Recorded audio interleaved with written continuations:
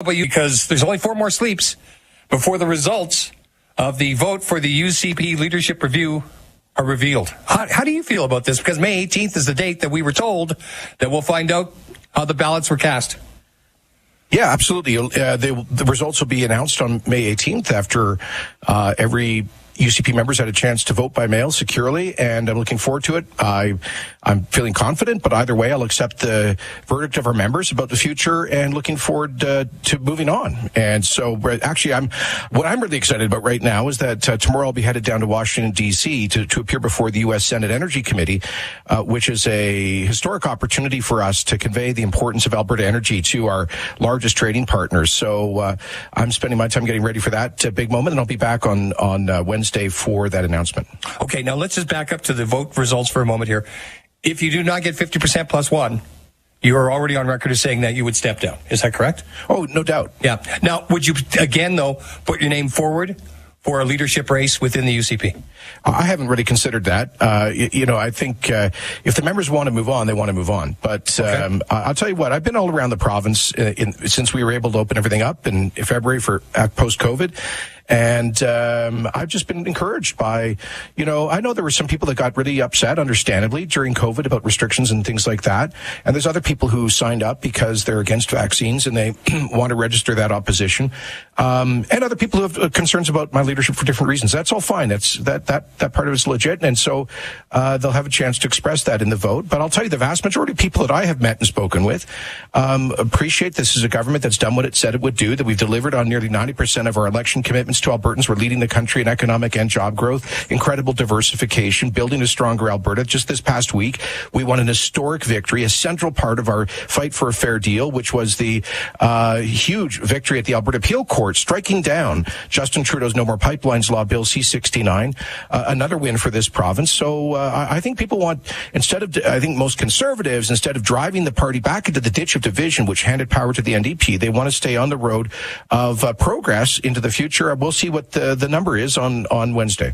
And I think we also need to remember, too, that a general election would be called in this province. I think May 29th, I think, is the date for 2023. So basically, you got to start looking towards that date, too, right, as a party? Yeah.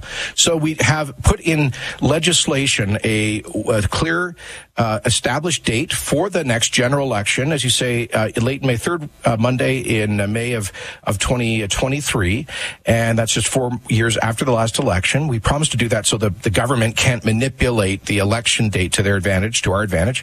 So I'm pretty confident of getting an endorsement of the direction of the government and party from our members this week.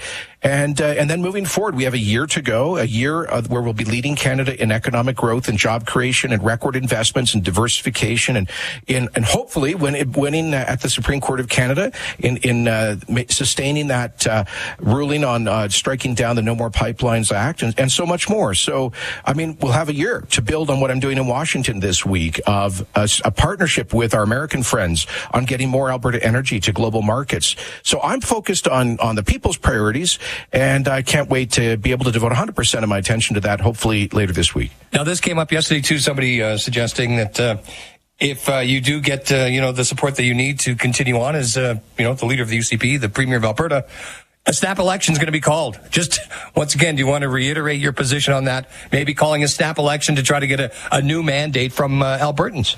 No, absolutely not. We promised in the last election to establish in law a fixed election date. That's in May of 2023, end of May, and that's when the election will be, period, full stop. The people who come up with that stuff, I think they're just kind of bored political pundits. And also, sometimes they're people who pretend that they have an inside track and they know what the scuttlebutt. I'll tell you what the scuttlebutt is.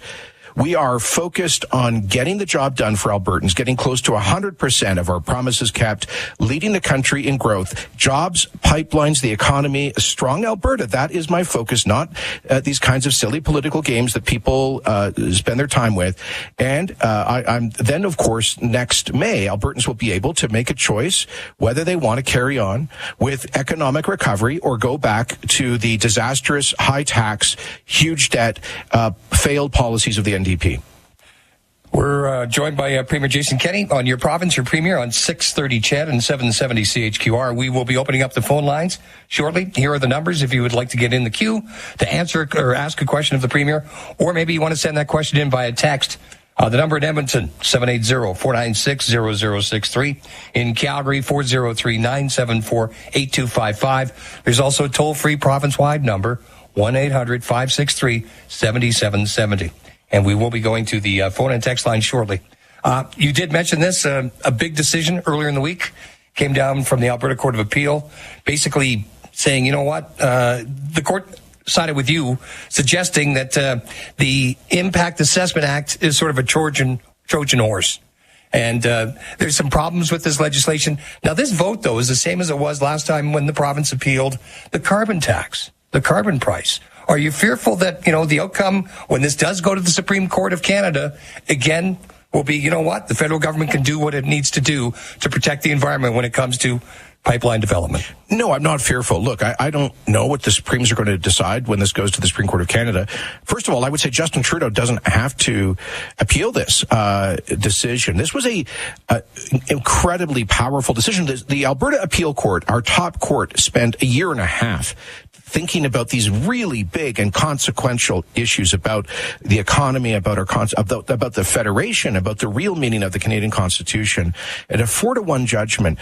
And you know what? This isn't even a matter of opinion. The black letter of the law says, Section 92A, that provinces have the exclusive jurisdiction to regulate the production and development of natural resources, including oil and gas and forestry, period, full stop. Alberta never would have signed on to patriation of the Constitution in 1982 if Peter Lougheed did not succeed in getting that exclusive jurisdiction. Now, what C69 does, Trudeau's No More Pipelines law, is it gives the feds the power to Bigfoot into our exclusive authority to take over the regulation of any project at any time for any reason.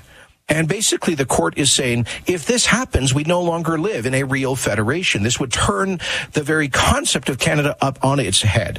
So this is a critically important thing. I got 7 other provinces to join with us in opposing the original passage of this law back in 2019. I got the Senate to accept every amendment proposed by Alberta and the energy industry. Trudeau then reversed all of that.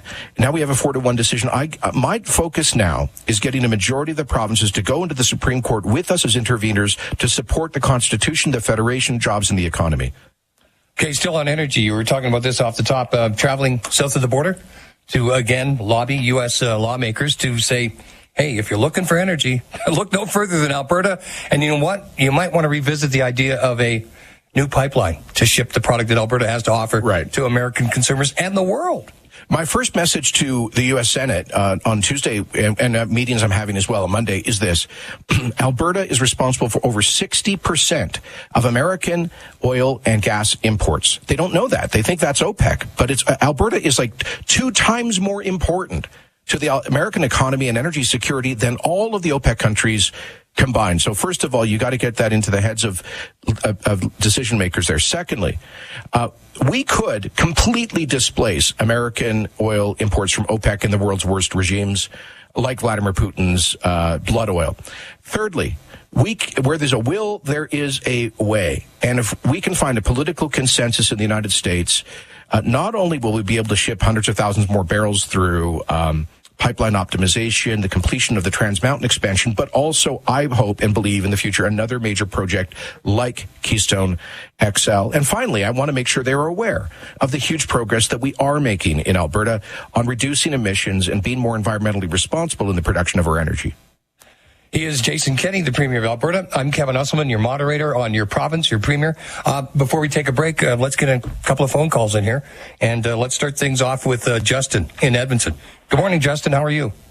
I'm doing well. Thank you for taking my call. Not a problem. Go ahead, ask your question. And let's remember, everybody, let's keep things civil. Let's be courteous, show some respect. Great discussion here this morning. Lots of people have questions to answer or need answered, and Premier Jason Kenney's to do that. So go ahead, Justin. Hi, good morning, Premier. So what more can the provincial government do to reduce red tape so that way more houses can be built, because we're seeing an increase in house prices? And what can the provincial government do to ensure that the federal government doesn't run these reckless fiscal and monetary policies that are driving up house prices? Thanks, Justin. First, if you're interested in this, I would point out there was an op-ed, I think in the Herald, maybe also the Journal yesterday, from the head of the Alberta Real Estate Association, pointing out that one of the reasons that Alberta has far less expensive housing than other provinces, we are by far the most affordable of the large population provinces, is because of our light touch on regulation. Other provinces have brought in things like land transfer taxes and all sorts of other regs that have really driven up the cost of housing. You can barely get into the market for a detached home in the Greater Vancouver or Greater Toronto regions for less than $1.5 million. So we're still 1/3 or less that in most of our communities in Alberta for a detached house, on average.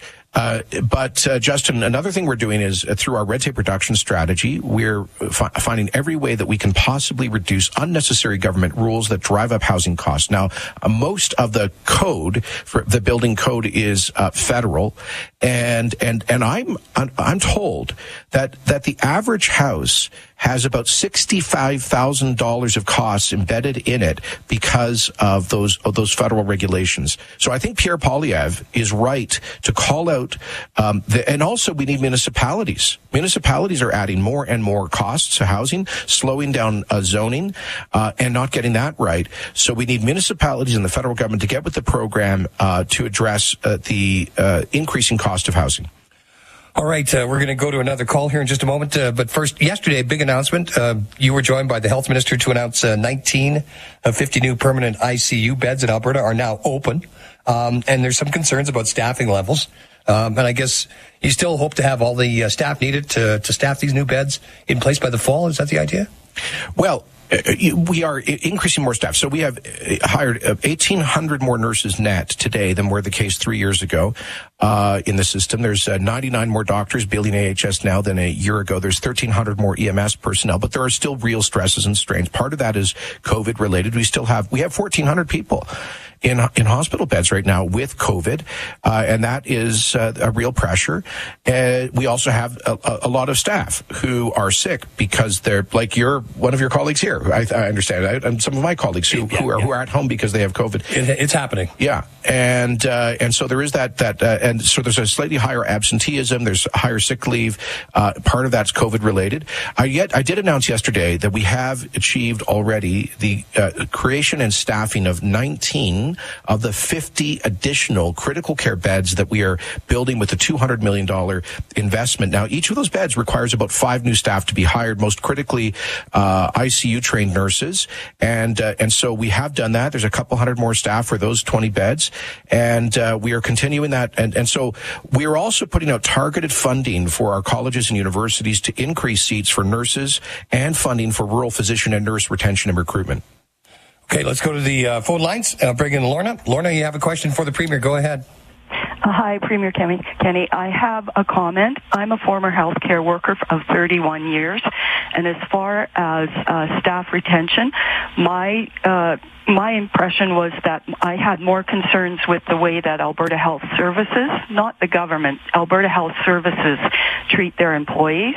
An example, they reduced frontline healthcare workers and said they couldn't afford them, and then they put in another upper layer of management with an assistant and their office and their high-priced salaries. That's when I was working.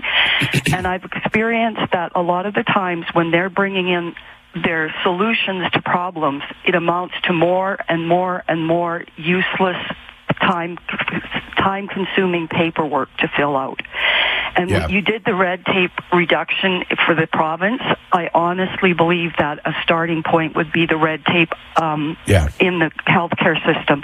And I disagree with the Notley government in saying that it's the government that's creating problems with their workers. My experience was it was the management. Well, Lorna, thank you for the Thanks for the call, Lorna. Lorna, thank you for your 31 years of service on the front lines. What you just said, I hear from healthcare workers, current and retired, all around the province, and I find it incredibly frustrating. And I hear comments about a culture. that is a real problem. And I hear a lot of that about, I remember meeting a nurse here in Calgary who was at a ward dealing with complex pregnancies, and she said the ward is staffed for 18 nurses, but there's usually a couple away sick, which means they're understaffed. But there was a director for that unit with a couple of admin staff in a different building who'd had almost no contact. I hear those stories all the time. This is why we brought in an external firm, Ernst & Young, to do a performance review of Alberta Health Services to identify things like this. They did identify some of these issues. They identified other areas where there could be more efficiencies.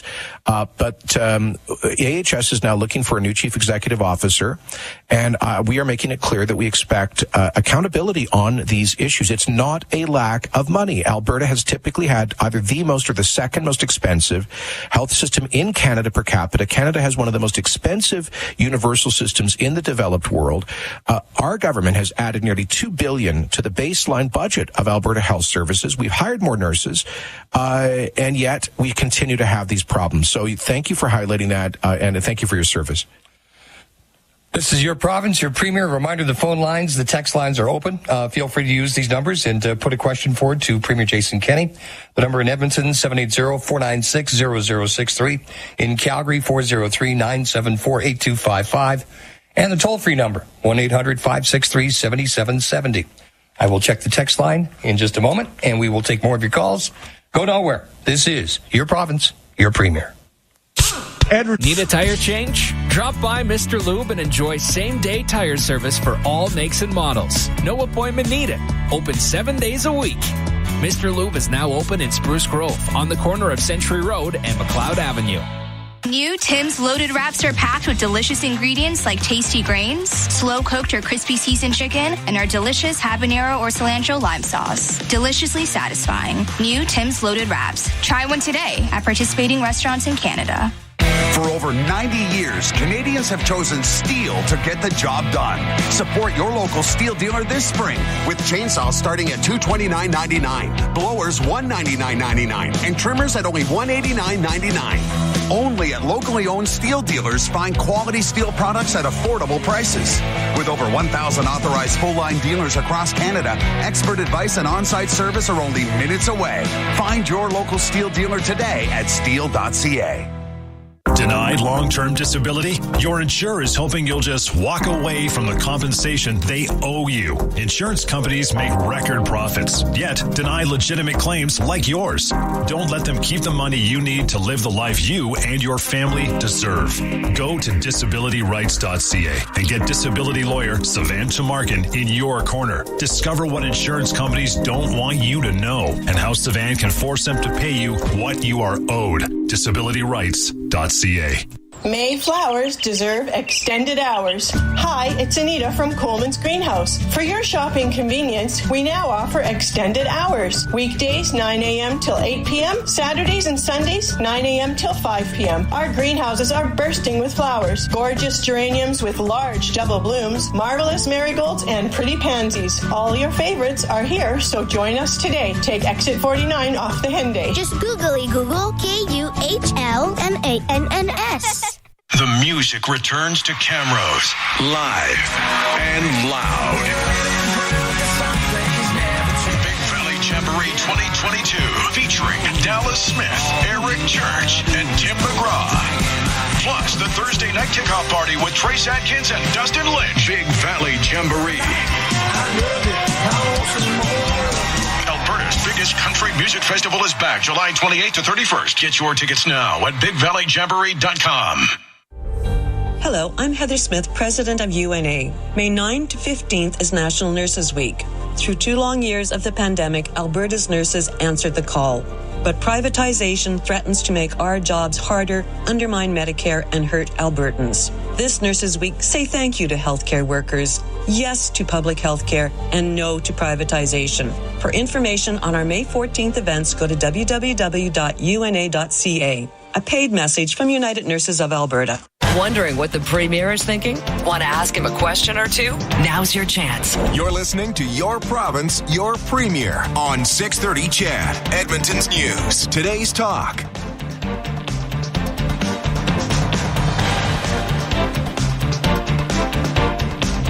I'm Kevin Usselman, moderating today's Your Province, Your Premier, and let's get right back to the phone lines. Let's bring Pat onto the program. Good morning, Pat. How are you? Good morning. I'm fine, thanks. Good. Ask your question. Good morning, Premier. My husband the other day went to the pharmacy to see if he could get the fourth COVID shot, and he's not quite 70 yet. So the pharmacist said he couldn't get it yet, even though they had a very large supply of it. Is there a reason behind that, and are they going to do something about that? Question, Pat, and thank you to your husband for trying to be COVID careful and keep the risk of severe outcomes down. The answer is that so far the advice that we have received from the medical and scientific experts has been to limit the fourth shot to people over 70 who are at the highest level of risk. And that's also to people with certain health conditions that are particularly, for example, immunocompromised, or have other health factors that could lead to severe outcomes. So that's the advice that we have received to date from the National Advisory Committee on Immunization and the Alberta Advisory Committee on Immunization. As soon as they broaden that advice, assuming they do, we'll make that available to people below the age of 70 in the general population. Yeah, it's interesting how you find people that, can't wait to get the booster, wait to get a fourth shot. And then there's other people like the last thing they'll ever do is get another shot. So, true. Also on the text line here, a listener would like to know what happened to lowering the price of gas. Since your 13-cent tax removal, the price of fuel is higher than it was before you removed it. $1.73 for gas in Alberta is flat out gouging. Yeah, well, thanks for the question. The answer is that the overall price of the commodity has gone up, and we don't control the commodity price. What we control is the tax, and we've gone to zero on the tax. While I know the prices are very high, and it's brutal, our prices are by far the lowest in Canada. I think in the Vancouver area, they're at like $2.20 a liter or more. In Toronto, it's like $2.10 a liter. So we're country mile lower in price than the other provinces. There's a economics prof at U of C, Trevor Toome, who's been pretty closely analyzing this. And the last I saw, he continues to say that the full benefit of the 13-cent pausing of the provincial fuel tax has been passed on to consumers. Yeah, well, I know the other day I filled up for $162.4.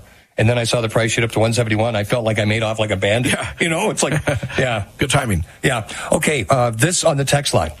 Good morning, Mr. Kenny and Kevin. I have sent this text in for the past 4 weeks, and it's never been asked. There is a feedlot by Pigeon Lake that has been in the works. Your government knows about it, but you are not stopping it altogether. It is an endangerment to the fish, pets, humans. Can you please intervene and cancel this application and put in rules and regulations to ensure all of Alberta that feedlots will not be allowed by any lakes? Well, the way our environmental protection and water quality laws work is that a couple of things. First of all, across the province, there are general land use plans which create zones of particularly sensitive ecosystems where there can be very limited or no development. So now it depends on where you are in the province. The South Saskatchewan regional land use plan is pretty well advanced. North Saskatchewan a little bit less so. But as I say, there is an overall strategy, but it requires a lot of work and consultation to complete those. That started over a decade ago. Secondly, within that general land use regulatory framework, there is of course an approval process for particular projects, and that's where you have if it's a small or moderate, average sized project. It's an independent Alberta regulatory process. Also, the municipalities involved in zoning decisions, and one of the factors they have to look at by law is whether there's going to be any impact on water quality. So, I would say that what we don't want is a situation where politicians who do not have technical expertise and who may be under political pressure from different constituents, where we don't have politicians coming in and arbitrarily making what should be independent regulatory decisions. We have independent regulatory agencies to do just that. And if you've got concerns about that project, I would submit those to the appropriate department and regulator. Okay, we're going to the telephones. Let's bring in Biagio, I believe. Good morning, Biagio. What is your question for the Premier? Good morning, Premier Kenny. I just wanted to say thank you very much for doing a remarkable job, especially during a difficult time during COVID. That made a lot of people's relationships and everything just come sideways. And you're doing that. I thought you did an excellent job. But anyways, it might be a silly question, but what exactly is grassroots conservative? Because I was born and raised in Calgary. I continue living in Calgary. I totally support the Conservatives both provincially and federally. I voted for them all my life. Like I say, I'm very center.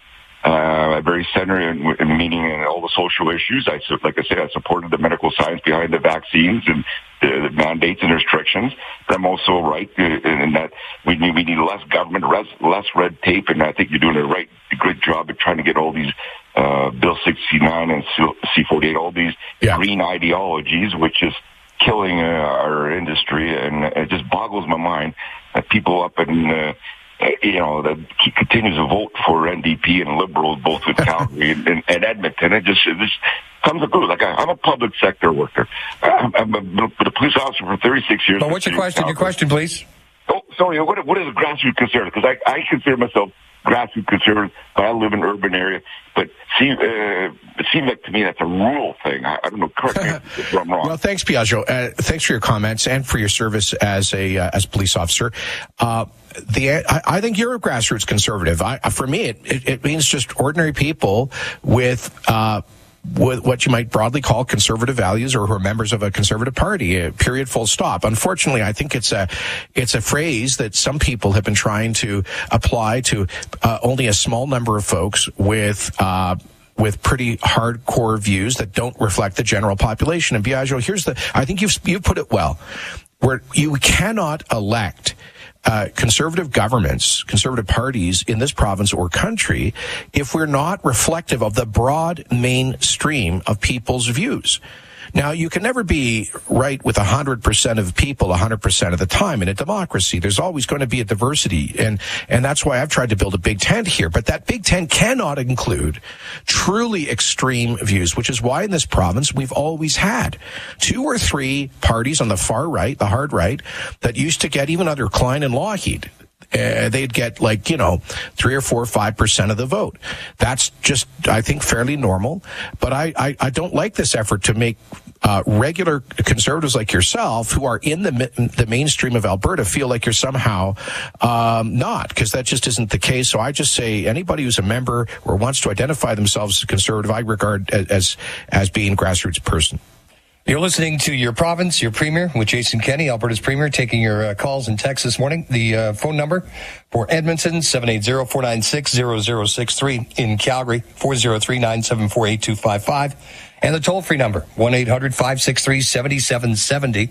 Back to the phone lines. Let's bring Kim onto the program. Good morning, Kim. You have a question for the Premier? Hey, yes, I do. The $150 electricity bill credit that you keep referencing, I hear is still on the legislature floor waiting to be passed. Is it part of some big omnibus bill with a bunch of other stuff waiting to be passed? Or what exactly is the status of the passing of the legislation to get us the $150 utility bill credit you keep talking about? Thanks, Kim. Good question. Kim. And the answer is yes, it has passed. It has been signed by the Lieutenant Governor into law. It is law. And now we are patiently waiting for the 40-some electricity retailers to actually put that onto people's bills. So hopefully it'll show up on your next bill, or at the latest the one after that. But they have to actually go through the IT process of, now that they have the legislative mandate from Alberta's legislature, they have to pass that on, and we're asking them to do it as quickly as possible. Yeah, I'm looking forward to some natural gas price relief too. Yeah, that's coming as well. It's a cap at $6.50, and right now, well, we've been. It was over $7. I know earlier in the week. That's right. It's been about $7-8. Yeah. Yeah, it's almost as high as it was back after Hurricane Katrina, which was a long, long time ago. It's amazing, but actually, those higher prices though also generate more revenue for your government. You're right. And now gas is a little more complex because the gas inputs to the oil sands get written off from their royalties. But bottom line, net, the high gas prices will help the Alberta Treasury, and that's why we are providing consumer price protection. Yeah, yesterday it was trading at $7.60. $7.60. Yeah. Back to the phone lines. Let's bring in Susan here, who has a question about post-secondary spending. Susan, go ahead. Hi. I just wanted to say, first of all, that my family and I are very strong conservatives. The NDP was asked this question, and they have no answer or be able to help us. My daughter-in-law works at one of the Calgary post-secondary institutes. Management has reduced their frontline workers by half, and the plan is to go automated by end of year and get rid of all of the frontline workers.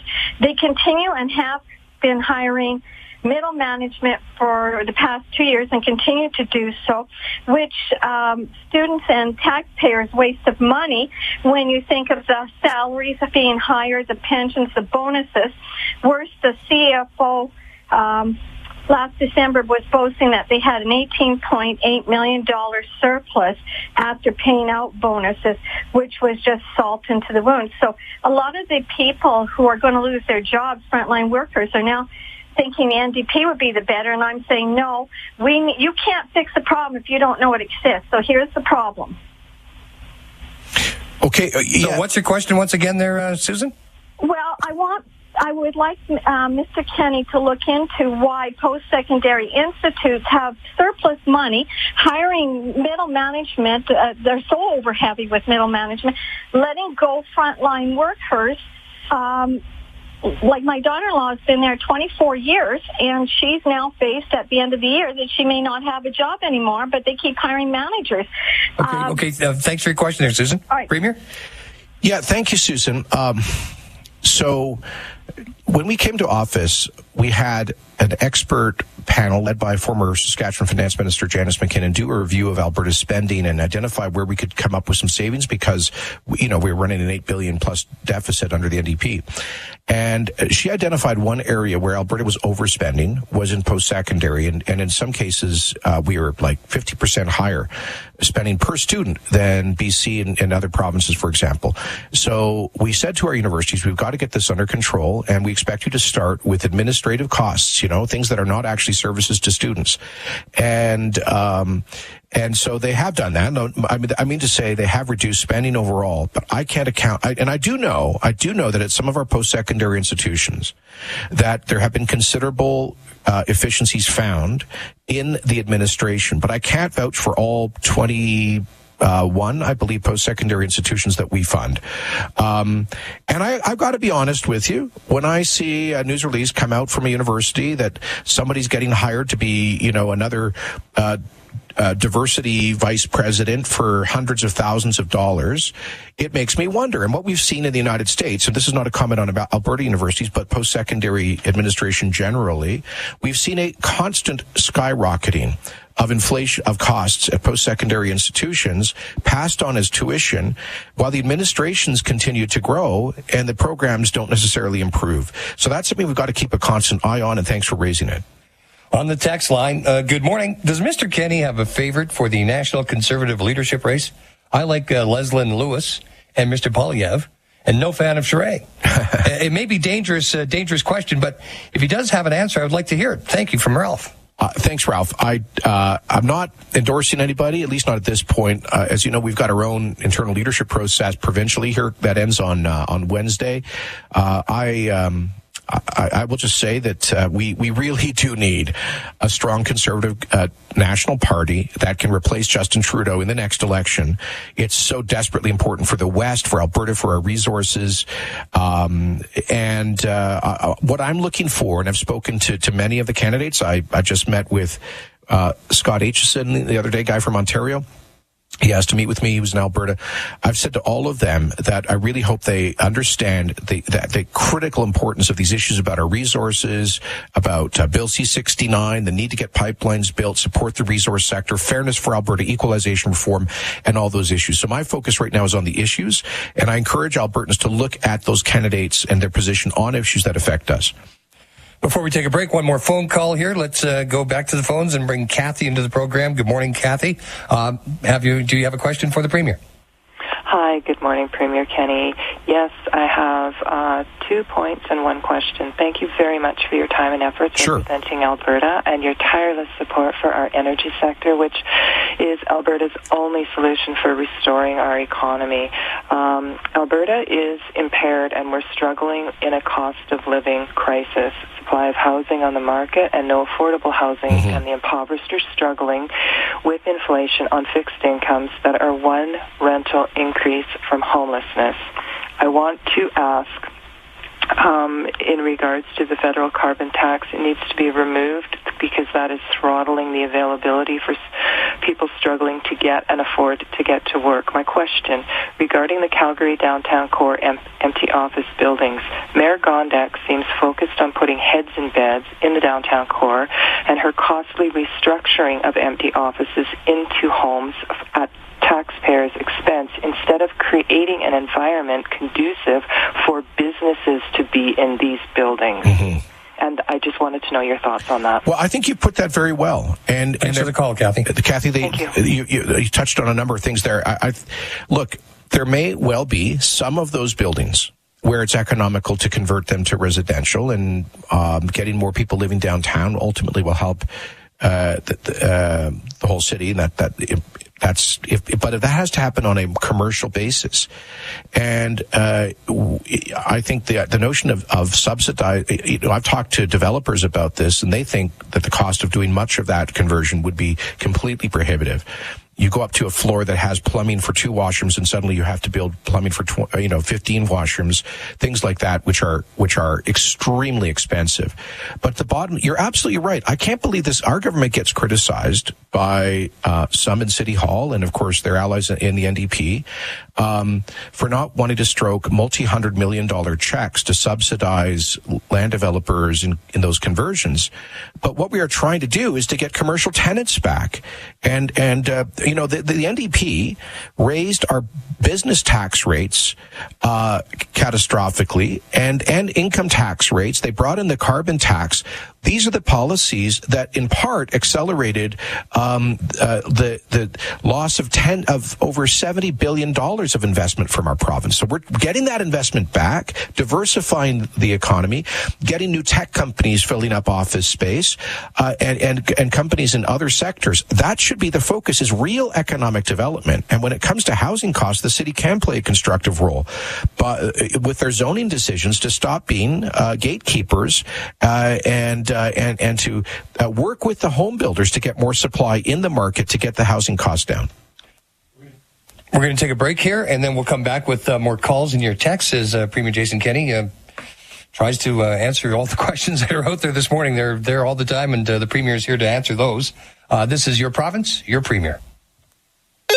Hello, this is Bitcoin Well. Hey there. I'd like you guys to come drill a Bitcoin well on my property. Oh, sir, we don't drill Bitcoin wells. We are Bitcoin Well. You're going to have to explain that. We know Bitcoin can be a little confusing. You should come visit us at our Edmonton or Calgary location, and we'll explain how it works. We'll give you $20 in Bitcoin if you make the drive in. Can I bring my dog? We'd love that. Visit bitcoinwell.com to book your in-person or online appointment. Terms and conditions apply. Losing a loved one is incredibly difficult, but it can be made easier with Trinity Funeral Home. This is Jaylen Nye. For years, thousands of families have trusted Trinity in their time of need, and it's easy to see why. Trinity's packages are affordable and easy to understand, like the Celebration of Life, priced at just $2,995. This customizable package includes full use of Trinity's facility, chapel, and reception center. Find out more at trinityfuneralhome.ca. Trinity Funeral Home. Everything a funeral home should be. Scratch and save during Moonlight Madness at Lazy Boy Furniture Galleries. It's the biggest sales event of the year with huge savings on everything store-wide. Plus, scratch and save even more. An additional 10, 20, 50, up to 100% off your purchase. That's right, your purchase could be free. With millions of dollars of inventory available for immediate delivery, it's the biggest sales event of the year. Lazy Boy Furniture Galleries Moonlight Madness Sale. Both locations, South Edmonton Common and West End. As the business world continues to evolve, small business owners are rising to the challenge. Honest Dumplings started in 2014. I decided to make some awesome dumplings. We're husband and wife, and I was like, hey, let's start a business. We knew nothing of the food industry and jumped in. We make unique flavors like maple pork belly. I love being able to create these unique dumplings that people love. We want to take on the world and expand our product, really have it as a national brand. Presented by Shaw Business. We connect you because you connect us. Why exactly does it smell like a rat's nest in the basement? It's manly. You know, man cave stuff. Yeah, not so sure about that. Something's up. Odors in your basement can mean a foundation failure. If your basement smells funny or your carpets or floor are wet, call Shield Foundation Repair today. Ask about their mold and asbestos inspection and lab test included with every approved foundation repair. Don't wait for it to get criminal. Protect what matters most. Call Shield at 780-760-4900 or go to shieldfoundationrepair.ca. Callum? Yes, Michael? Mr. Jones would like you to give him a list of brand pillars in the great Greek acropolis that is the Spence marketing plan. What are brand pillars? Brand pillars are the supporting elements that hold up a brand. Sort of like key points? Yes. Did Mr. Jones really say the great Greek acropolis of the Spence marketing plan? No, that was me. The first key point is that every ring we sell is custom made. Which means? You get a better price and a better ring. And? We sell noticeably better diamonds at obviously better prices. And we can do that because we get first pick at the diamond cutting houses because we have cash in hand. First pick means better diamonds and cash in hand means better prices. And we offer every style of engagement ring that's ever been designed, and they're in wide open showcases so you can reach out, pick them up and try them on. And every ring has a price on it so you never have to ask. See? A Greek acropolis. Woo! Spence Diamonds. Wow! Located across from the West Edmonton Mall. This is your hotline to the leader of our province. Call now to talk to Premier Jason Kenney, 780-496-0063. This is your province, your premier on 630 CHAD, Edmonton's News. Today's talk. And I'm Kevin Osselman, your moderator this morning on your province, your premier. Before we go back to the phone lines, on the text line, why would your government get rid of the insulin pumps? I know you're reinstating it, but who could think of such a bad idea? Well, we weren't getting rid of insulin pumps, and my understanding, I must admit, I'm not an expert on this subject, but is that there's a lot of new technology coming on board to support people with diabetes and much more expensive technology. We're making that more available, and particularly for low-income families and kids. But part of the idea in that was that the older regular pumps would go for people who are not low-income would go onto the Blue Cross Pharmacare plan. But we've heard the concerns and complaints, so we hit the pause button on that, and we'll consult more broadly with the community of people with diabetes to figure out the best way forward. Okay, to the phone lines we go. Let's bring Bill onto the program. Good morning, Bill. You have a question for the Premier? Junior Premier. It's with regard to Alberta environment and environmental impact assessment. And this is pertaining to the Yellowhead Trail conversion. Mm-hmm. Hello? Yeah, go ahead, Bill. Go ahead. Yes, the Yellowhead Trail conversion. And this was in the making for our corridor for the last couple of years. It's a contribution made by three levels of government. And the area that I'm concerned with is the overpass at the 127th Street. And this is going to be between the St. Albert Trail and 127th Street. We have a residential community of Sherbrooke on the south side. Currently, there is a 10-foot berm and a 10-foot wall that was always in place to minimize the amount of noise and emissions that were being produced by the traffic on the Yellowhead Trail. During this consultation process, they have had three options that were proposed, and the one that was finally selected was a hybrid concept. It was called a service lane concept. This concept, in essence, is going to totally level that sound berm and bring it down to grade, and then the wall will be moved in 50 feet. Okay, Bill, I think we got the gist of your question. The Premier's ready to answer. Yeah, well, thanks, Bill.